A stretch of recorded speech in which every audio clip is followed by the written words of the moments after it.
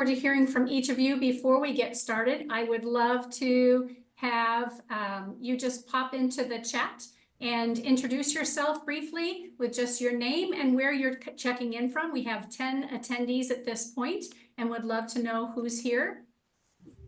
So take a moment to let us know that you're here. Thank you, Amber. Welcome all the way from Anthem. I feel like that's so far away. In reality, it's not. And Tiffany with Gilbert, great. Keep those introductions coming. And as you're introducing yourself and letting us know who you are, I'm going to go ahead and switch over to my screen share so that I can properly introduce Clint and get us kicked off today. We'll give another few moments for folks to introduce themselves as well.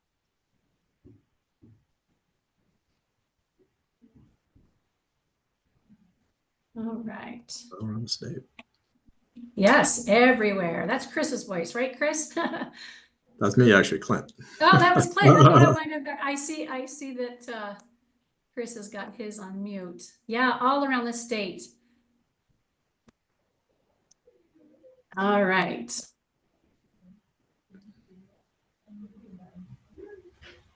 Got my screen ready to share.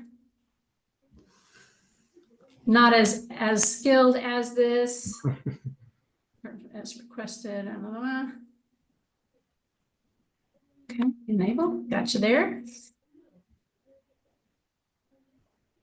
And let's see. Let me make sure I've got the right screen up for you guys. It'll take me a second to get it switched over.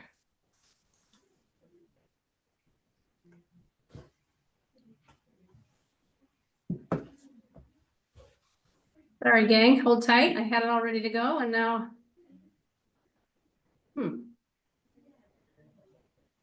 Didn't know what happened. Oh, we don't want to cancel the webinar. Let's not do that. That would not be good. All right, here's the screen I'm looking for. There we go. All right.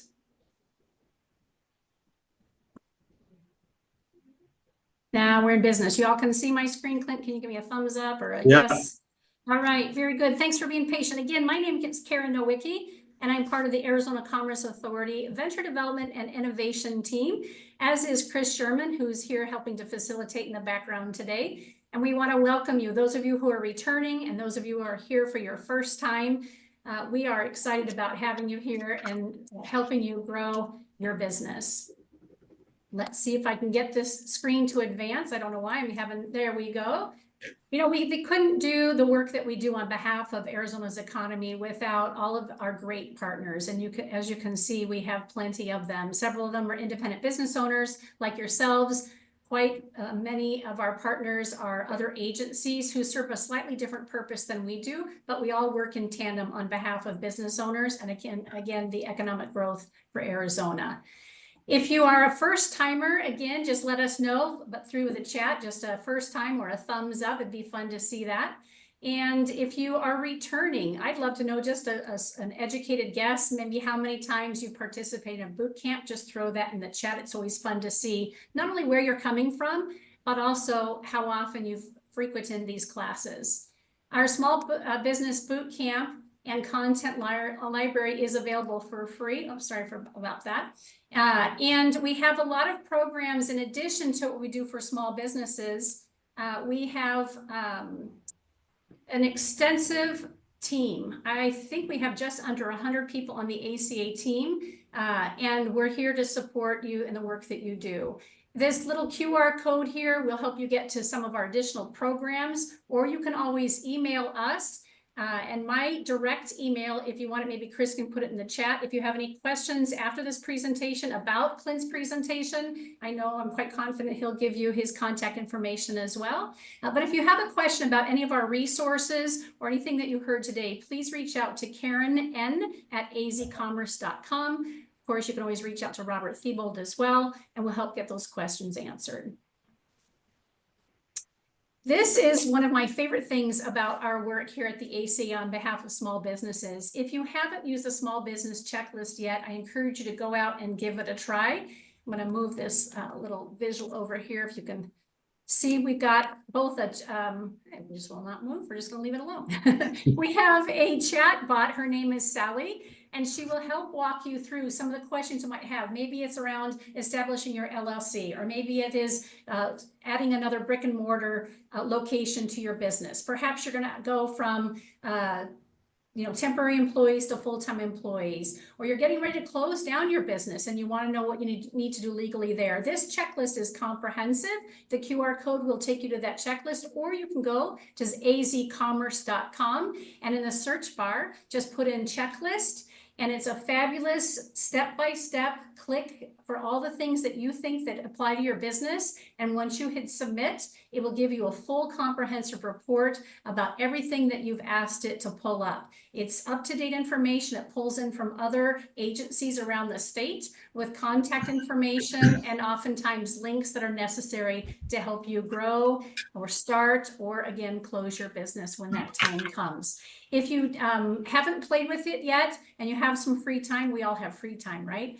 If you have some free time, go on there and give it a try. The neat thing about that report is that you can come back time and time again and give it new information, so that of course the report gives you updated information that are for your specific questions. You can either have it sent to your email address, that full report, or you can also have it saved on your computer. That way the next time you go in and ask it a fresh set of questions, it will repopulate those answers. So give that a try if you haven't already. Would love to see a thumbs up in the chat for those of you that have already used that as a resource. All right, our upcoming sessions in May, we have 2 sessions coming up: Mastering the P&L, and on the 20th, Funding for Your Small Business. So if you haven't registered yet, please be sure to do that, so you come and join us with those experts like we're doing today. All right, drum roll please. We have Clint Parry, who I think, Clint, you shared that you have been with us once before. I have. All right, that doesn't mean that you haven't done this presentation in other forums, correct? I'm sure you've given. Yeah, no, this is a new updated content. Okay, very good. So we are excited to introduce Clint. He's the business development manager for Focus HR. And we are gonna ask that as Clint presents, that you go ahead and throw your questions in the chat and then be listening for that answer as it comes up.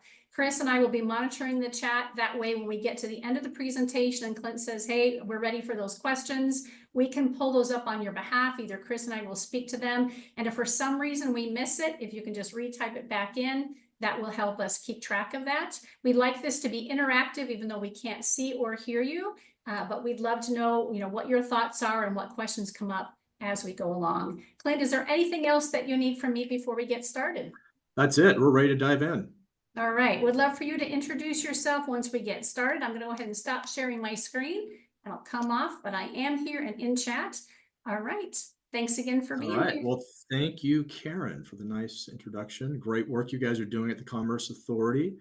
And I'm very excited to be part of the Small Business Bootcamp series today. I am going to go ahead and share my screen and do a little introduction. So just let me know when you give me a thumbs up here that I've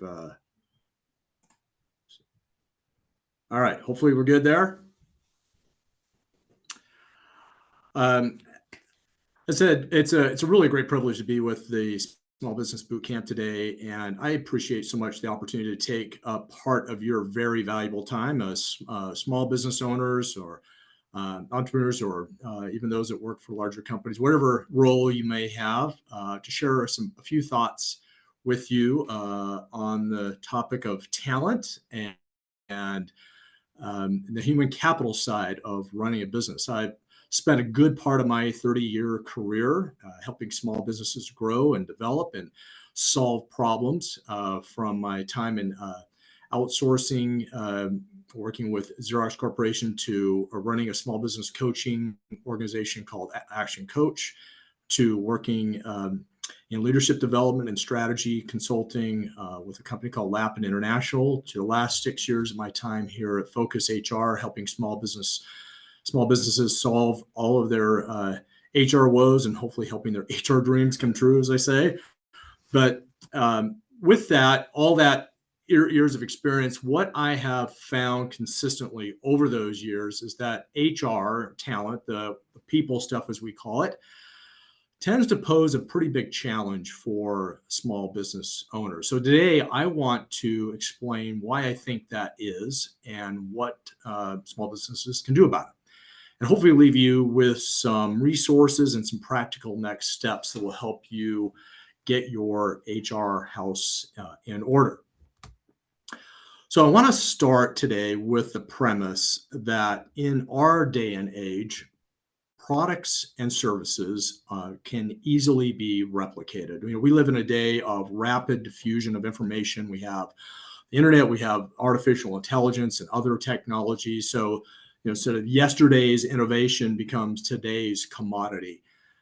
So it's very difficult in this day and age to really truly differentiate based on products and services. But the one thing that I have found that you truly can differentiate on that can't really be imitated very easily is the caliber of your talent. Truly is the best differentiator that you have in running your business. And my premise is that he who really wins at the talent game wins at the business game. However, there's a little conundrum here with that. Sort of the other side of the two-edged sword there is that your talent is also your biggest liability. So why is that the case? Well, as businesses grow and as they add employees, so does the complexity grow as they add employees and add benefits, 401ks, add more policy and process, have different providers helping with all that, plus just trying to run their business day to day. Things can get a little more unwieldy.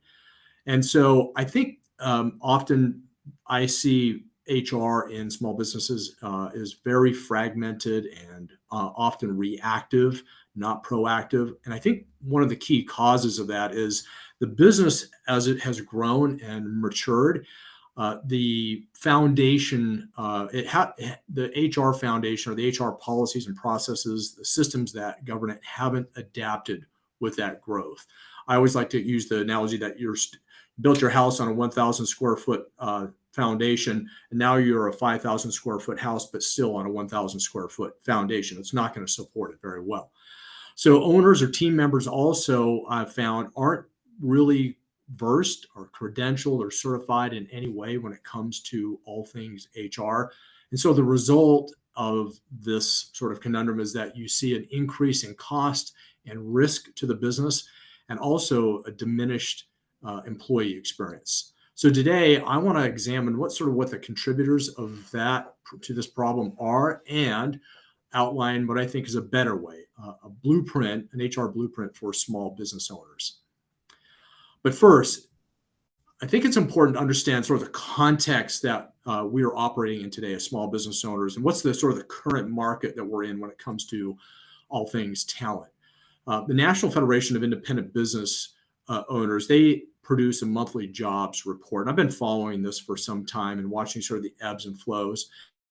And what's interesting to note is that while many small business owners continue to post job postings and trying to fill jobs, and you can see a large percentage of them have open positions there, even post-COVID with higher wages that post-COVID has demanded, there's still a large struggle for small business owners to fill jobs with qualified candidates.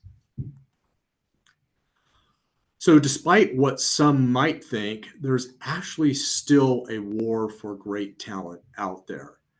In my conversations with small business owners, and I have many of them on a regular basis, weekly, it's probably the number one topic, the number one issue or complaint. Hey, Clint, we can't find good people. We're having a struggle there trying to find or keep good talent. How do I solve that problem?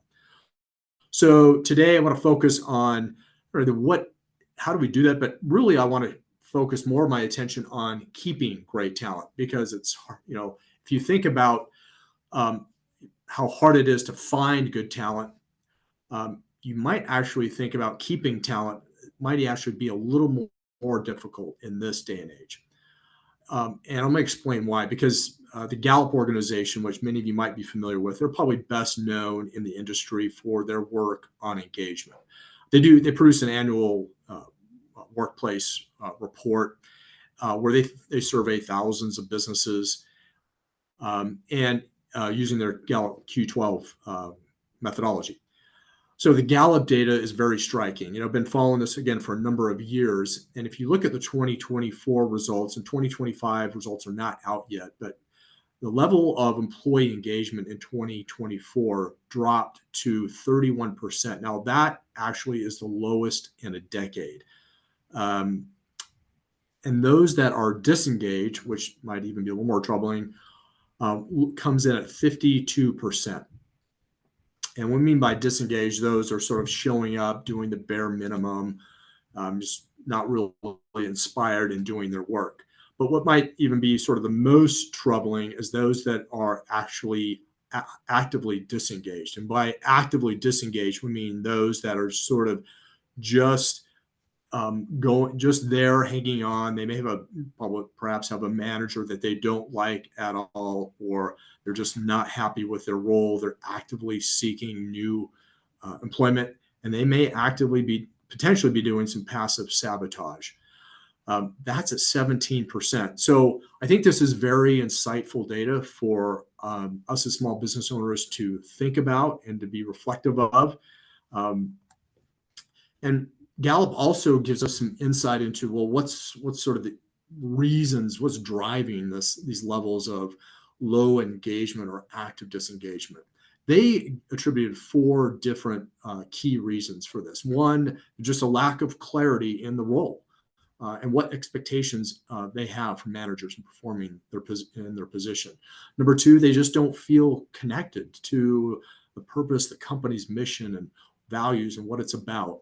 Number 3, they receive really little to no feedback from their managers or supervisors for the work that they do. And 4th, they feel there's a lack of potential movement or career development or learning and growth in their role. So I think this is a great opportunity to reflect on and ask, how are we doing as business owners in these different 4 areas? And do we see a gap that exists? So you might all remember the Great Resignation. Post-COVID, sort of at its peak, was really the end of 2021, moving into the first part of 2022. It was really a shock to the system. We saw some, I think it was around 50 million or so employees resign from their current roles. But recent Gallup data is actually showing sort of a new alarming, really a troubling trend, what it calls the Great Detachment. Now, you notice the trend lines there, that those employees with basically sort of 1 foot in, 1 foot out the door that are actively seeking new employment versus those that are extremely satisfied in their role. So there's sort of just, it seems to be that they're just sort of hanging on in this current job market. Obviously, the economy is still, there's some uncertainty in the economy, and inflation is still high. Feels like they may just be waiting for the right moment. And it makes me wonder, is this sort of a precursor to a next Great Resignation? Hard to predict that, but certainly if you look at the data, it looks very, very concerning. But I think the bottom line, this is certainly a wake-up call for employers to think about. Now, one of the big contributing factors to the data that we're seeing on detachment or disengagement is really the lack of feedback and recognition by managers. In fact, we talked about that, right? Those were a couple of the contributing factors to low engagement. So if we look at workplace perceptions, what is the perception of what managers think versus what employees think? Gallup found a very big disconnect. They said that while nearly 60% of managers think they're doing a great job at giving recognition, only 35% actually feel recognized. And a similar gap actually occurs when we look at employee feedback. 50% of managers strongly agree that they're giving good feedback, while only about 20% of employees actually feel that or strongly agree. And we know that this is very significant. Employees to keep them highly engaged. That feedback and recognition for good work are very important contributors to their level of satisfaction and engagement in the workplace. So if we dig a little bit further into the Great Detachment, what is the next natural outcome of an employee that's feeling disengaged or detached from their work? Well, many of you might have heard of the term quiet quitters. Well, if not, I'll briefly explain it to you, but essentially a quiet quitter are those employees that are just there. They show up, they go through the motions, they do sort of the bare minimum, but they're not really given their discretionary human energy, as we call it. And what do I mean by discretionary energy? Well, that's that sort of energy that goes above and beyond what somebody is actually contracted to do in their role. You probably maybe have employees that give lots of extra, that discretionary energy, that just do the extra, that do things that are not asked to do, or just go above and beyond. Quiet quitting is just really another term for what we call presenteeism. And presenteeism with U.S. employers costs them a whopping $200 billion annually. Far more if you contrast that with just the cost of absenteeism. And what's interesting, there's another scary stat that Gallup has determined or noted, that they have noted in their data that about half of U.S. employees in the workplace sort of are in this quiet quitting mode. So what's the key message? Well, if you look at what's the next natural outcome of those that lack attachment, lack connection in the workplace, lack inspiration or recognition or feedback, not feeling valued, well, it's turnover, right? And I don't think that most employers really consider the double hit when it comes to turnover. So not only do they forget about the cost while these employees are there in this sort of presenteeism mode, this detached, disengaged mode, how much is that costing them? But then you have the cost of turnover when they leave. And if you really think about those cost of turnovers, there's, the data is out there, and there's a few sources here that I've noted what the cost of turnover is. But if you look at just separation costs, right, the time for them to go through the exit process, perhaps they file an unemployment claim, they're removing of their benefits, extending COBRA rights, the loss of tribal knowledge, the workload that transfers to other employees when they're gone. It's a significant cost. And you look at distraction costs. What are those? Well, it's sort of the water cool talk, the impact that happens to morale when somebody leaves, especially a good employee leaves, and potentially even a domino effect where you might see employees say, wow, so-and-so left. Maybe I should start thinking about looking at another role. You have the replacement costs, of course, which you get into the hiring and recruiting costs, which in this day and age is an average of about $6,000 per employee. You think about the cost of onboarding and training, leveling them up, pulling away valuable time and resources from your existing employees to get them up leveled. We can't underestimate the cost and the impact of turnover and disengagement to employers. So if we overall look at the cost of disengagement, it is significant, and it truly does impact the bottom line. And if you contrast that with highly engaged employees, we see that they are far more profitable, far more productive, and quite a bit less in terms of have less absenteeism. Also, we see reduced theft. We see reduction in quality defects. We see improvement in workplace safety. There's a number of other sort of qualitative benefits that happen when we have highly engaged employees. So really the key message here is that the soft stuff, usually call it the soft stuff, right? The intangible stuff, it really is hard. It has a hard economic impact to the business. So hopefully, at this juncture, I've made the case that given sort of the trends that are out there in the marketplace, what's going on in the world of human capital and talent relating to small business owners, that there is a real need to rethink their approach to the HR or to the talent side of their business. I really do believe there is a better way to handle this. And I've spent the last 20 years really observing and studying and working with small business owners and companies to help them get the talent side, the human capital side of the business right.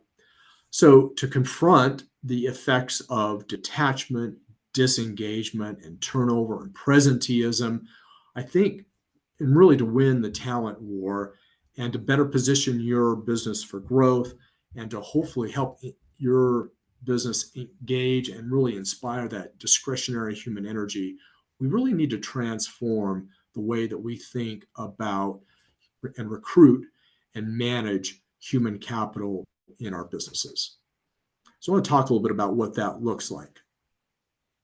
So drawing from a lot of years of my experience and also drawing from a lot of great thought leaders out there in the industry, really just created a simple HR blueprint for small businesses, really it's not a foundational structure that small businesses can really think about in a way that isn't overwhelming and can help them think about how they build their HR infrastructure. And it's really comprised of three components that are directly tied to reducing detachment, presenteeism, and ultimately turnover. So that you can, first of all, get them through a great recruiting and selection process. You can inspire them through effective and inspiring leaders and a great culture. And you can keep them with effective HR operations. So I'm going to go through each one of these and kind of unpack what each platform, each pillar, if you will, of the HR blueprint, what it looks like, so that you can understand how you might be able to implement this and integrate this into your business. So it all starts here, right, with the recruiting and selection. I think so often this is where small business owners trip up. It's a very reactive process. And if you don't get this step in the process right, it really causes a chain reaction, kind of a cause and effect with the rest of the way that you manage and handle HR in your business. So my feeling and my belief is that recruiting is marketing. And what I mean by that, if you think about the way that you handle marketing, sales and marketing in your business, there's so many parallels between sales and marketing and recruiting. And I think if we as small business owners could really give as much effort and time and energy to the recruiting process as we do sales and marketing and building, generating leads and really trying to convert those leads into business, are the way that we manage talent and the problems that happen by not getting and securing good employees would radically diminish. I like to think of marketing as sort of the AIDA process. The AIDA is sort of the acronym, but it stands for attract. We've got to, first of all, obviously attract, just like you're attracting new clients, new customers, you need to attract new employees. Secondly, you've got to build interest, build their interest in your business and what you're all about and their interest in the role. Third, you need to create desire for them to want to join your organization or want them to become a customer. And then fourth, you need to inspire them to take action, to actually make a decision, kind of to sell if you will, the client, but encourage them and incentivize them to buy, but also same thing with the potential employee. You want them to take action and join the organization. So think about this. How many of you really spend a lot of time thinking about your target market, sort of a profile of who your ideal customer is? Well, how many of you spend that equivalent amount of time or more time thinking about the ideal target for potential employee in a specific position that you're recruiting for?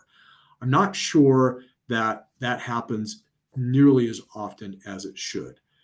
And so I think it's super important for small business owners to think about, okay, what am I investing in sales and marketing? And am I really investing the same amount of energy and time and effort and money into the recruiting process?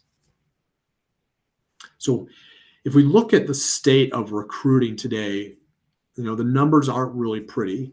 This is research done by the Warwick Institute and really illustrates the challenges that are facing companies in how they recruit talent.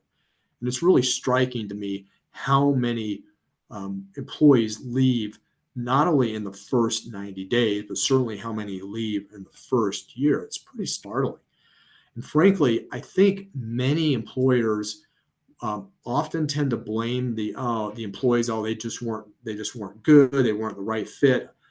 They just didn't show up. They're not a good person. Whatever all the excuses are, I think small business owners it would serve them well to actually look in the mirror and do a better, maybe reflective observation to say, what steps did I not take, or what investment of time and energy should I have done to make sure I didn't get an employee that's a misfit, or a misplacement or mishire in terms of the candidate that left the business.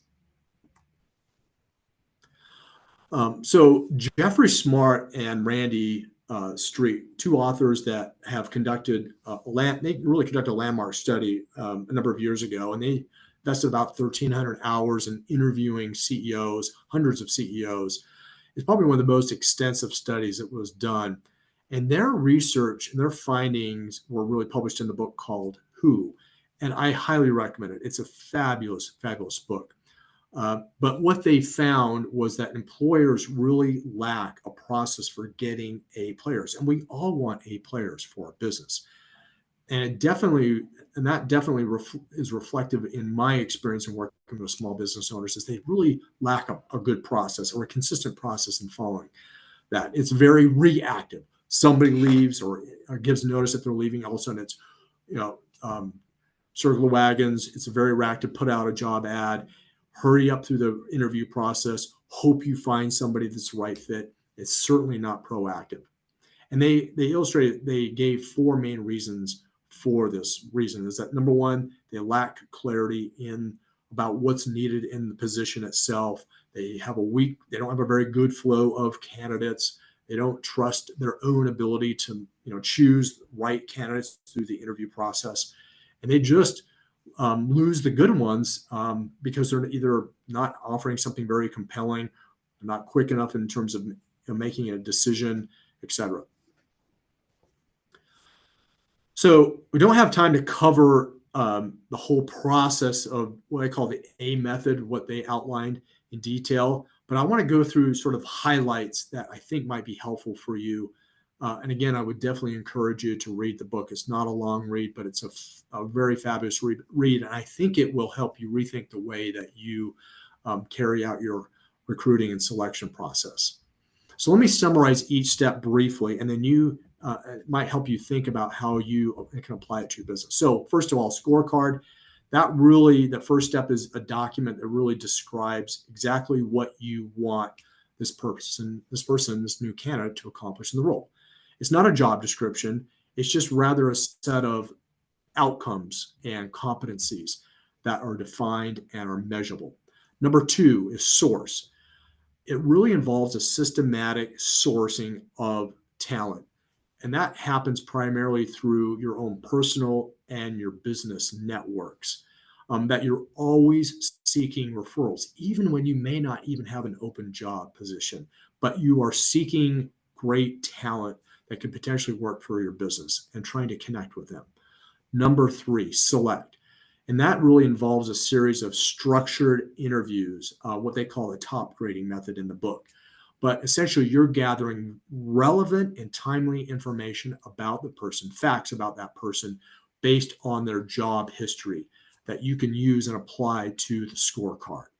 And then finally is the sell step, right? We talked about you gotta have them take action as that last step, idea. And that's once you've identified the candidate, is how do you really persuade them to join the business, to take the step to make a decision that they want to work for your business and avoid the common pitfalls of losing them in the process. So just to sum up this sort of the whole recruiting and selection pillar of the blueprint, Here are a few tips and things that I would encourage you to think about as you think about your recruiting process. Number one, time is your worst enemy. If you rush the process, you're inevitably going to make a hiring mistake. Number two, there's really no one best way to do this. It really takes, just like sales and marketing, there's no magic holy grail to sales and marketing. It takes a lot of testing and measuring to get the right formula, the right mix for generating new business. Third, leverage technology. There's a lot of new technology out there to help you automate the hiring process, to help you filter through candidates, to screen through candidates, and to help automate much of the process, which is very manual right now. Number four, create a process, a playbook for what your recruiting process should look like, and continually refine and update that so that you get consistency through the process. Five, talked about test and measure. Again, really test and measure that process, continually refine it over time. And then secondly, and lastly, just make sure that you've really conveyed what is our employee value proposition. Why should they want to work for your business? What do you offer that other employers may not? Okay, let's get to the second pillar of the blueprint, which I call culture and leadership. Now, we don't have time to go through each aspect of whole in-depth works, really their whole day workshops in and of themselves in terms of culture and leadership. But let me just share a few aspects of each for your consideration and application. So if we look at culture, and let's first of all define culture. Culture is really that, what we mean by that is just sort of a shared goals, values, principles, sort of the how we work, how we do business here in our organization. A strong culture obviously would include positive work environment, recognition for employees' efforts and their contributions in the business, giving them opportunities for growth and development, high level of respect in the business, and then ways and methods that of communication and potentially even how you might escalate issues within the business. Sort of what we mean by culture. So if you want to change the culture, start with values. Now, sometimes people might mistakenly confuse culture with events or birthday parties or feel good or stuff like bringing in ping pong tables or foosball tables or whatever, right? We think of Google or other companies that when we think of culture.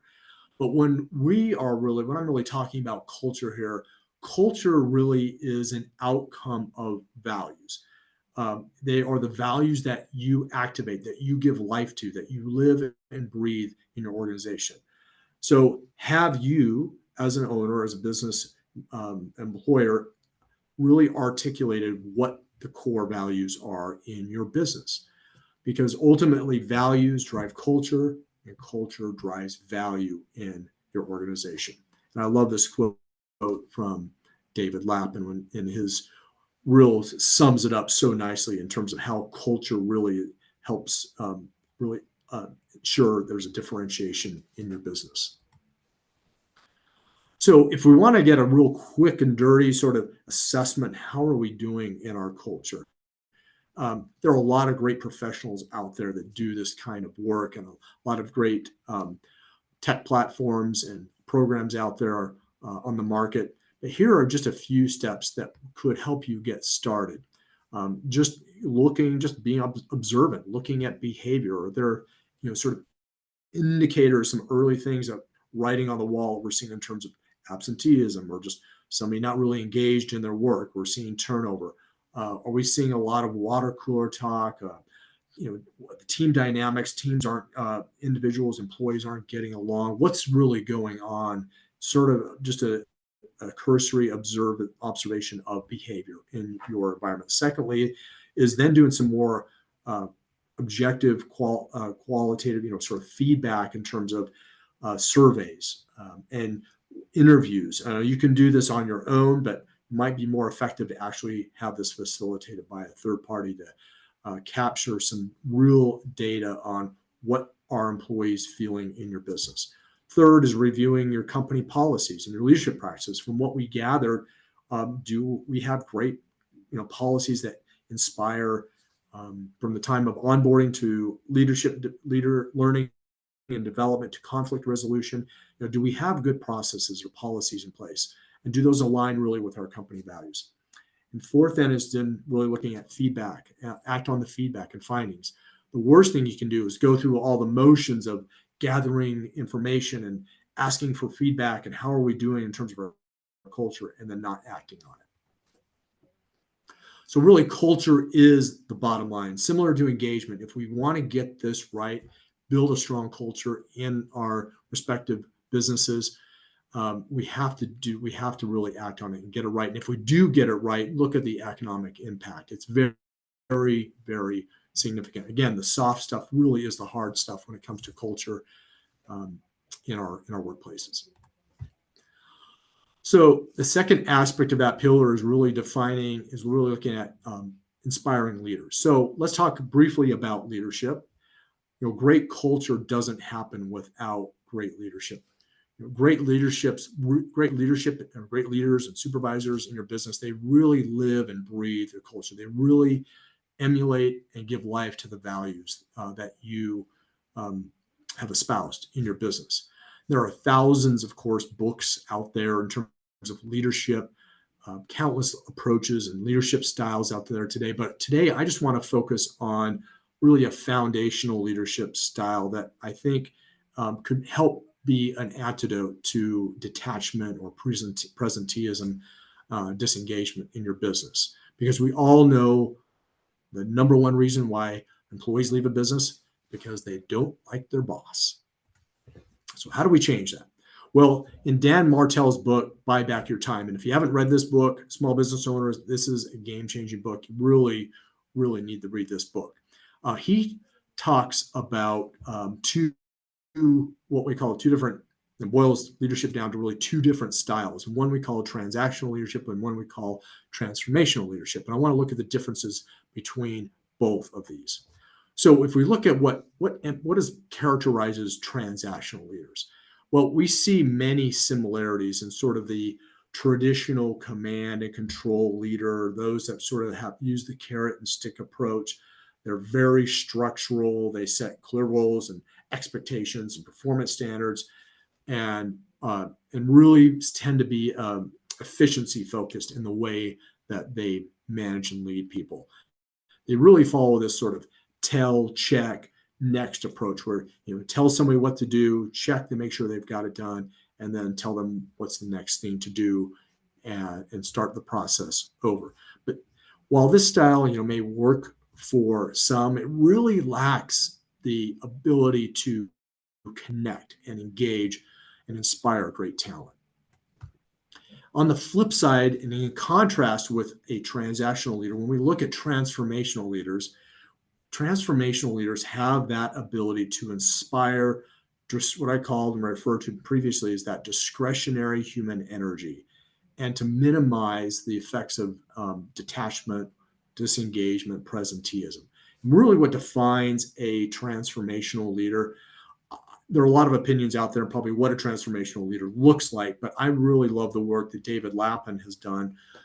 He's the author of Lead by Greatness, and to me, he really codified what transformational leadership looks like. And it starts with somebody that's purpose-driven. They start with why, like the Simon Sinek. Really, they understand their why. They're very purpose-driven, and they have a clear sense of what they're about. They're authentic. They have a clear sense of values. They align to the organization's values and give life to those. They're, again, from a purpose of self-mastery. They really master their self-control and the way that they respond to triggers or situations that might create a real issue in the workplace. They're humble, right? They display this sort of strong sense of confidence and self-esteem, lack that ego and arrogance. They're vulnerable. They realize they don't know it all, and they accept that fact and are open to feedback and dependence on others for their success. They're generous. They give of their time and of their energy and want to see others succeed and in the workplace. And they create that emotional safety. They are aware, right? They have this sense of heightened awareness of what cultural awareness. In fact, working with different backgrounds and cultures, and this sort of intelligence of being able to work with others from many different backgrounds or different experience, and really understand and see things through the lenses of others. And finally, wisdom. They really have access to the wisdom within themselves to really manage almost any situation. So I really love those character traits of, to me, what define a transformational leader. So we look at the third and final pillar, which is HR operations. It's really the key component of, as a key component of the third and final key component of your blueprint. This really looks at the administrative side of HR. Getting culture and leadership is getting that right for your business is absolutely key, but you also have to operationalize HR into a robust, consistent system. So first, I want to review what are some of the important data that's driving cost in terms of HR, cost and risk in HR operations, and then second, some of the specific ways that you can improve your HR operations. So HR operations, if you just look at it, the administrative burden that's placed on employees or owners when it comes to all things HR, this, I think, chart does a pretty good idea of listing why it's so complex and why the administrative burden is so heavy out there.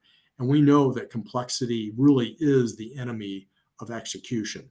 So how do you reduce some of the complexity that surrounds the whole burden of HR?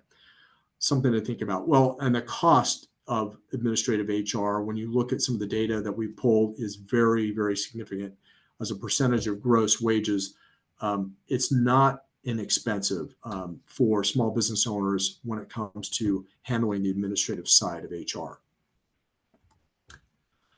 This is also an interesting data to look at because this chart really compares the HR overhead costs of different sizes of companies.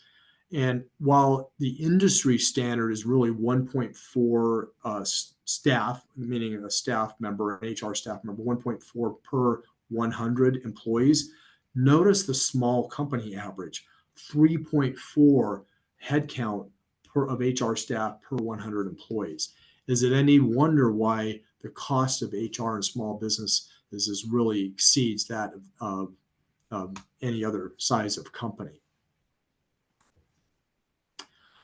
So that's really looking at the cost side. Now let's look at the risk side. So if the cost burden wasn't enough, think about the growing burden of employment laws. Notice the trajectory here, right? If there's one constant in HR, that's really difficult to keep pace with. It's the change in employment law. In this day and age, HR really is risk mitigation. So how do small businesses really deal with this and keep up with this? It's very, very difficult. I think one of the best ways to think about managing sort of your HR operations is the employee life cycle. And thinking about this, do I have a good process in each of these areas? We already talked about recruiting and attracting and recruiting employees, but what does the onboarding process look like? This is a huge cost. If you misstep here in the onboarding process, you really set yourself up for potentially failure and somebody leaving in the business. Do they understand what it means to work here in the business?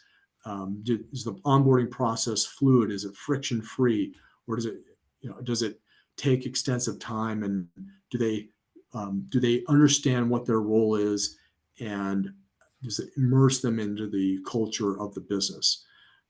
Do we really set them up for success? And then do we develop them? Do we give them good access to learning and development, to training, to how do we engage them with great managers? And do we give them, like we talked about before, do we give them good feedback? And when it comes to performance management, do we have regular performance reviews, as an example, and recognition? And that really goes to the retain side of the part of the life cycle in terms of retention. How are we doing here? Do we have recognition that starts from day one? Do they understand that by doing a great job, they feel recognized, receive that recognition? Do we have great benefits in place? And do we have promotion opportunities? What's the career path look like?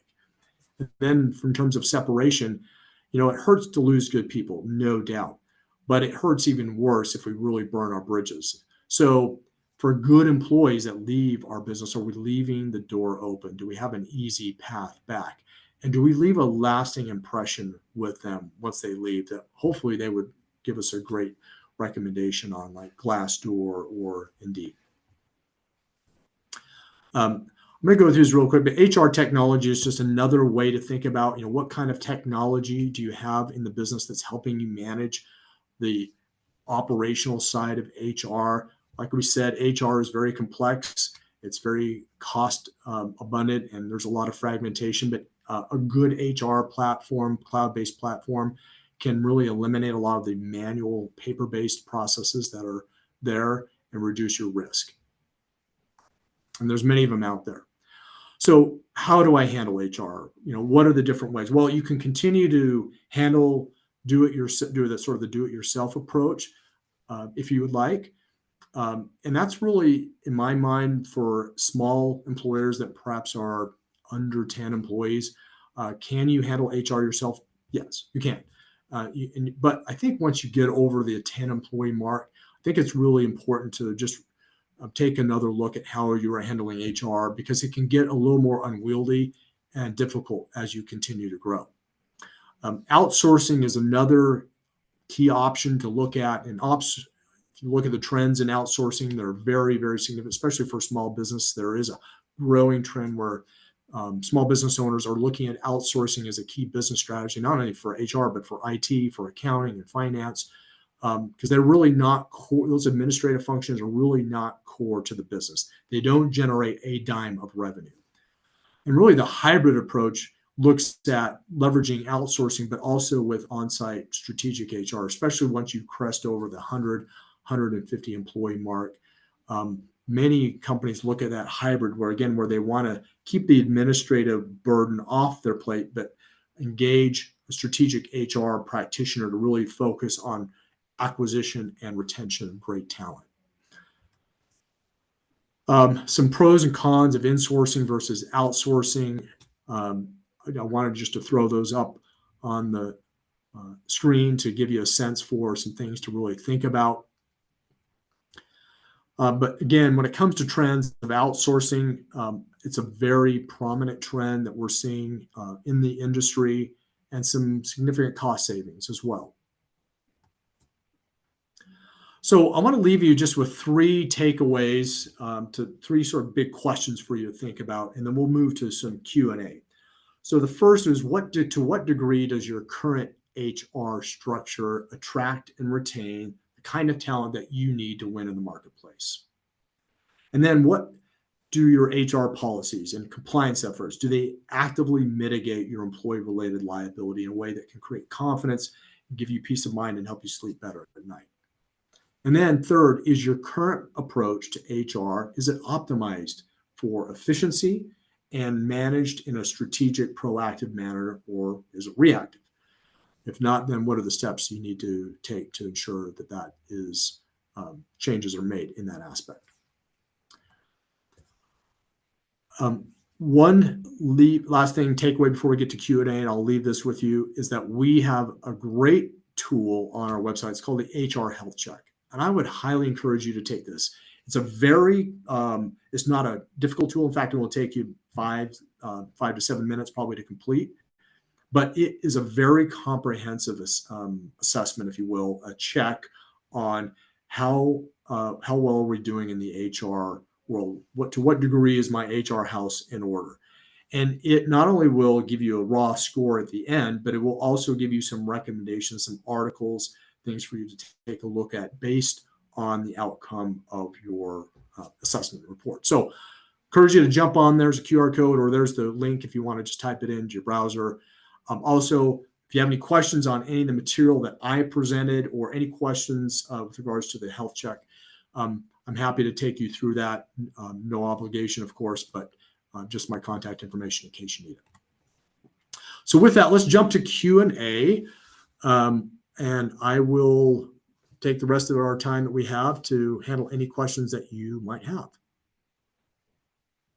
Well, before we do that, thank you for a great presentation. My mind, although I'm not necessarily managing a team at the ACA, having owned my own business previously, I can really relate to everything that you've shared around hiring the right folks to begin with, which means we have to be recruiting very strategically, right? And then knowing how, and then know how to mitigate the issues when they come up and retaining people. So fantastic. I do see we have at least one question in the queue. So keep those questions coming for Clint, and you can see them okay, Clint, or do you want either Chris or I to read them off? Yeah, if you could just read those out. I've still got my screen that's shared. So if you can read those out. Yeah, Chris, you want to do that for us? Are you cool with that? Or give me a thumbs up. Okay, cool. Thanks. So first, Clint, we have, to what extent is attracting A caliber talent a function of marketing and branding for the business as a whole? And how can that be improved to help attract top performers? Yeah, I mean, of course, I think in this day and age where there's so much transparency out there with regards to the internet and with regards to how employers are branding themselves, and certainly if you look at almost all employees are going to jump on your website, right? They want to get a sense for who you are.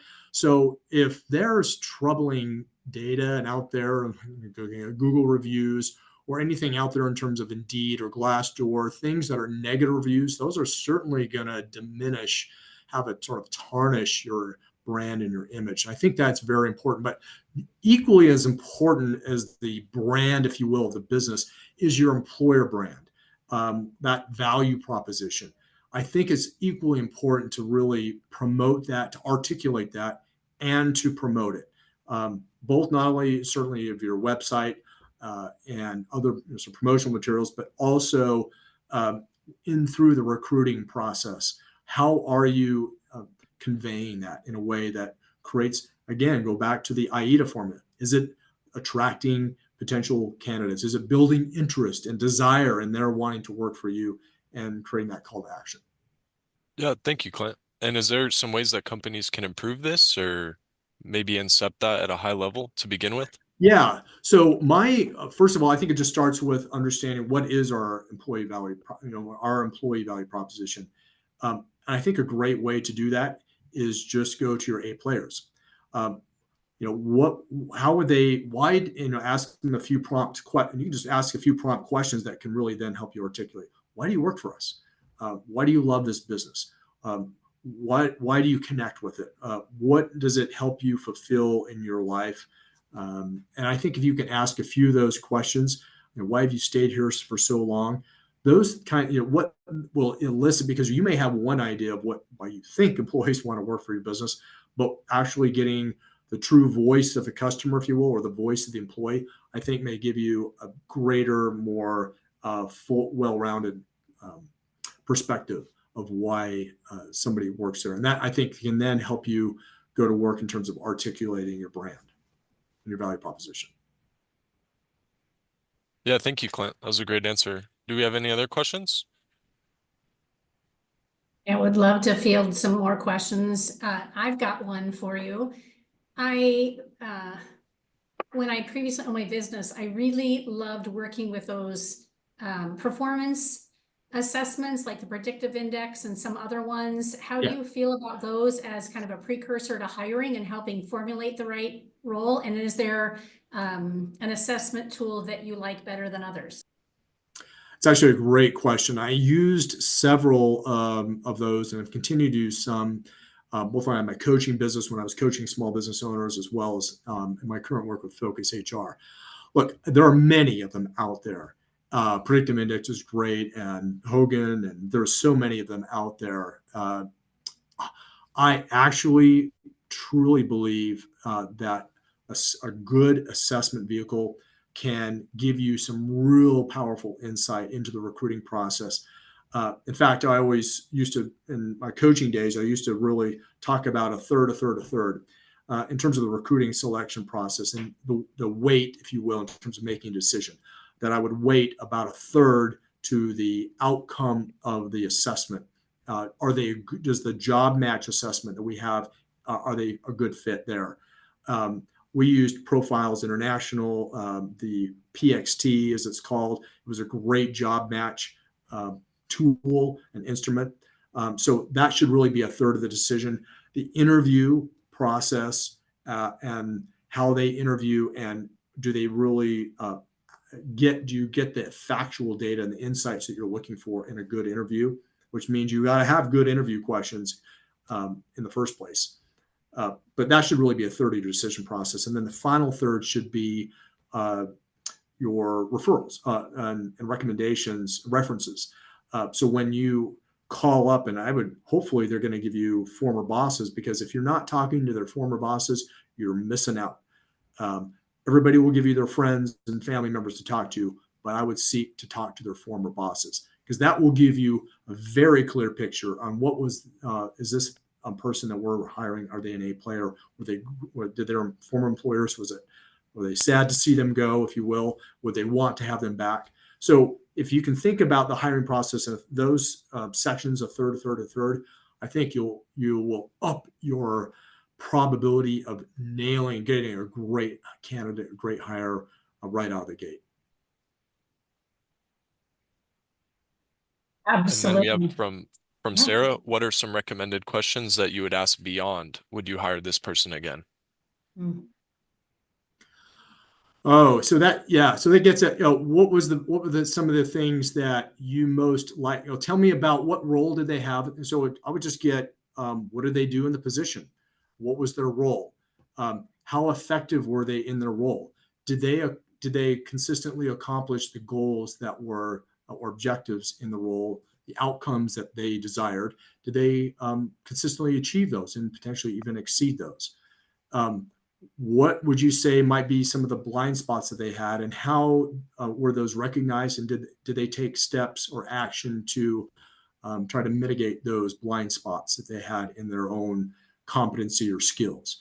And so those would be certainly, there's probably a host of other questions that we could ask in terms of their performance, showing up how well were they a player? Did they support your culture? Did they align to the values that you espoused in your business? And did they effectively promote those values and live and breathe those values in your business? Those would be some of the questions that I would want to ask a former employer about a candidate. Powerful questions. I'm curious, Clint, from your perspective, how you feel about situational questions. I know from my years of leading teams, I found it very helpful to ask a question like, give me an example of a time when, and then fit that question accordingly to obviously what tasks or projects the employee is going to work on. I also found that a lot of times people, when nervous, right, are going to come up with more of a theoretical answer. And so I would always encourage them, hey, that in theory, that's great. And I'm really looking for an example, both in your professional life or personal life, that's more specific, so I can get a really feel on how you do it. So take a moment, think about it, and give me an idea of something that's happened in the past. How do you, is that an okay technique? And any thoughts around that? It's actually, Karen, that's actually a very great technique. Employers often spend too much time talking about hobbies or interests or so-and-so that they know, or just tell me about your job. They don't ask the specific behavioral style questions or situational based questions that are critical to fleshing out their competency or their ability to be successful in the role. And so I think your ability, which again goes back to preparation, right? Because so often the process of recruiting is rushed, or they don't follow a consistent process. They don't have, many of them don't even, many owners that I've worked with didn't even have interview questions. They would just sort of wing it. And that's a disaster. That's really a disaster in the making.